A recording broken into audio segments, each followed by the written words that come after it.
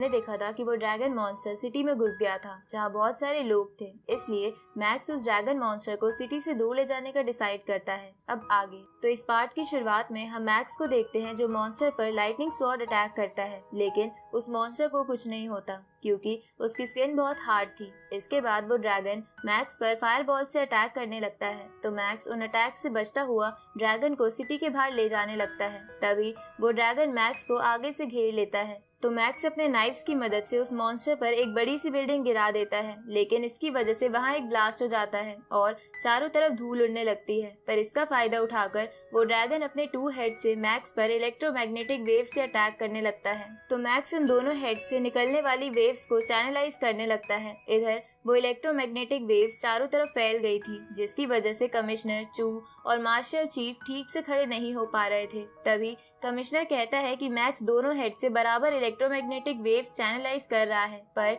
अगर वो हल्का सा भी हिलेगा तो मारा जाएगा। इधर मैक्स को इलेक्ट्रोमैग्नेटिक वेव्स को रोकता हुआ देख यंग मास्टर का फादर कहता है कि मैक्स को जिंदा रहने के लिए बिना हिले दोनों साइड्स की वेव्स को बैलेंस करना होगा, वरना वो पिघल जाएगा। ये सुनकर उसकी वाइफ को एक आइडिया आता है, जिसके बाद वो मैक्स को मारने के लिए एक मिलिट्री सैटेलाइट को हैक करके मैक्स पर उस सैटेलाइट की मदद से हीट वेव्स डालने लगती है, जिसकी वजह से मैक्स का बॉडी टेम्परेचर तेजी से बढ़ने लगता है और मैक्स को बहुत दर्द हो रहा था। तभी उन इलेक्ट्रोमैग्नेटिक वेव्स को और बैलेंस ना कर पाने की वजह से वो वेव्स मैक्स के अंदर चली जाती है, जिसकी वजह से मैक्स बेहोश हो जाता है और नीचे गिर जाता है। उसी वक्त वो ड्रैगन मैक्स की एनर्जी एब्जॉर्ब करने लगता है। ये देखकर ईवा और वहाँ से थोड़ी दूर खड़े लोगों को मैक्स की फिक्र होने लगती है। इस तरफ ड्रैगन द्वारा मैक्स की एनर्जी एब्जॉर्ब होने की वजह से मैक्स को अपने अनकॉन्शियस माइंड में लगने लगता है कि उस मॉन्स्टर ने उसे पूरी तरह अपने टेंटिकल से जकड़ लिया है और अब वो इससे बाहर नहीं जा पाएगा।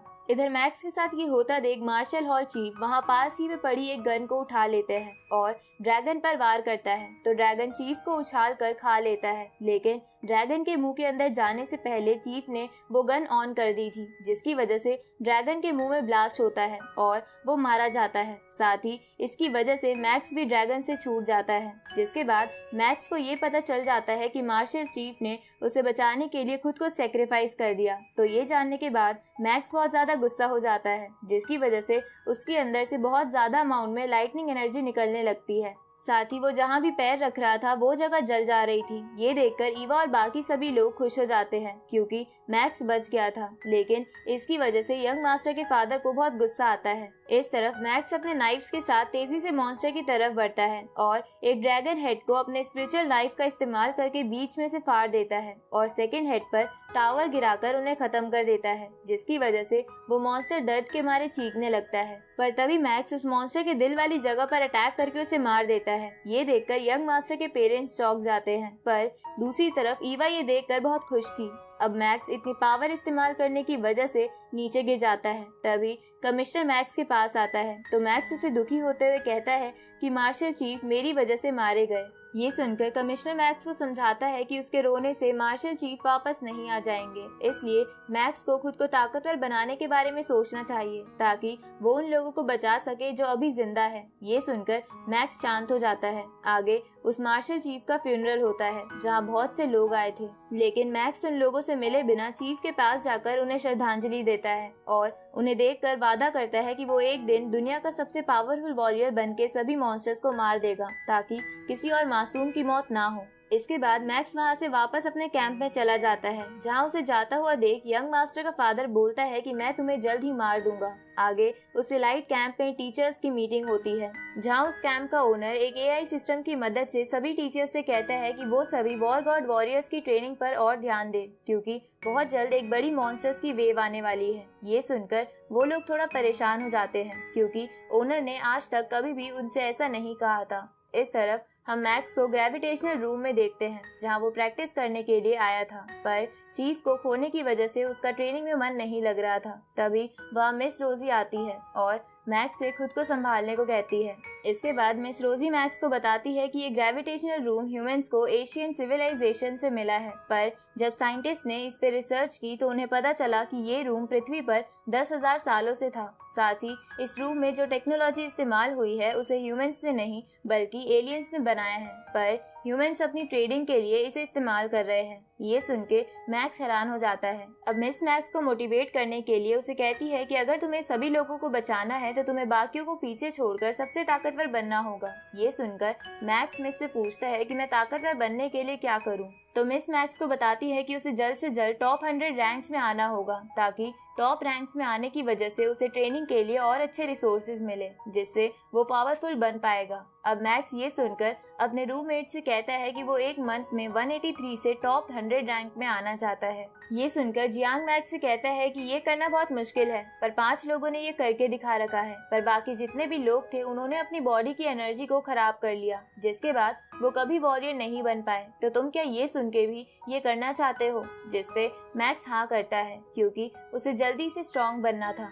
अब ये जानकर जियांग और लिन मैक्स को बताते हैं कि अगर उसे इतनी जल्दी टॉप रैंक्स में आना है तो उसे ज्यादा से ज्यादा मॉन्स्टर्स को मारना होगा। साथ ही उसे उस वर्चुअल वर्ल्ड के टावर में जाकर ज्यादा से ज्यादा फ्लोर पर पहुंचना होगा, जिसकी वजह से मैक्स के पॉइंट्स बढ़ेंगे और उसकी रैंक ऊपर आएगी। ये सुन के मैक्स डिसाइड करता है कि वो ये सब करके टॉप 100 में जरूर पहुंचेगा। इसके बाद मैक्स जियांग से उन 5 लोगों का नाम पूछता है जिन्होंने 1 महीने में टॉप 100 रैंक हासिल करी थी। तो जियांग मैक्स को बताता है कि उनमें से 4 स्टूडेंट्स वॉर गॉड बनने के बाद कैंप छोड़कर चले गए हैं, लेकिन उनमें से एक स्टूडेंट अभी भी कैंप में है, जिसका नाम केन है, जो फिलहाल 89th रैंक पे है, पर वो कुछ सालों बाद टॉप 5 में आ जाएगा। ये सुन के मैक्स हैरान हो जाता है। इस तरफ हम केन को देखते हैं जो विलियम के साथ फाइट की प्रैक्टिस कर रहा था, जहाँ केन विलियम पर बुरी तरह भारी पड़ रहा था, जिसकी वजह से विलियम इधर उधर भागने लगता है। पर केन अपनी स्पीड को बढ़ाकर विलियम की बॉडी पर कई कट्स लगा देता है और उसकी स्वॉर्ड भी नीचे गिरा देता है। ये देखकर विलियम केन से कहता है कि तुम 2 इयर्स में काफी ताकतवर बन गए हो, इसलिए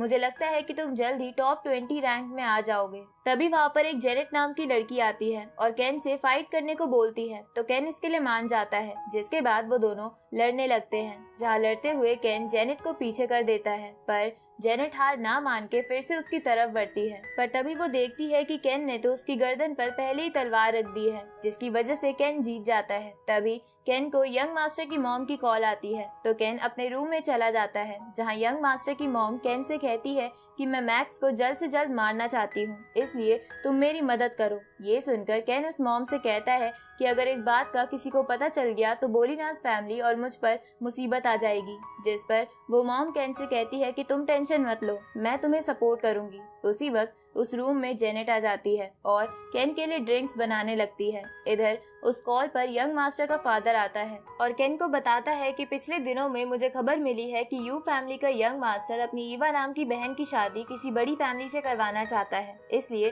तुम ईवा से शादी कर लो, जिससे तुम्हें यू फैमिली का भी सपोर्ट मिल जाएगा, क्योंकि वो फैमिली फिलहाल टॉप 9 फैमिलीज में से सबसे तेज ग्रो करने वाली फैमिली है। तभी यंग मास्टर की मॉम केन से बोलती है कि तुम्हें मेरी मदद करनी ही होगी। इधर ईवा के साथ शादी वाली बात वहाँ खड़ी जेनेट भी सुन लेती है और गुस्से में वहाँ से चली जाती है, क्योंकि वो केन से प्यार करती थी। इधर हम ईवा को देखते हैं जो किसी चीज से परेशान थी, यहाँ तक कि वो मैक्स से भी ज्यादा देर तक बात नहीं करती, जिसकी वजह से मैक्स को उसकी चिंता होती है। अगली सुबह महीने की पहली तारीख थी, जिसकी वजह से सभी स्टूडेंट्स के पॉइंट 0 हो गए थे, इसलिए सभी स्टूडेंट्स एरिया 1001 में मॉन्स्टर्स को मारने जाते हैं ताकि वो पॉइंट्स अर्न कर सके। इस तरफ हम मैक्स को देखते हैं जो डियर मॉन्स्टर्स के ग्रुप को बहुत तेजी से मार देता है, जिसकी वजह से वो 170 रैंक पर आ जाता है। इसके बाद मैक्स ग्रेविटेशनल रूम और मिस रोजी के साथ ट्रेनिंग करता है, जहां मैक्स अब ग्रेविटेशनल फोर्स के 12th लेवल पर आ गया था। साथ ही वो अब रोजी से भी ठीक से लड़ पा रहा था। रात को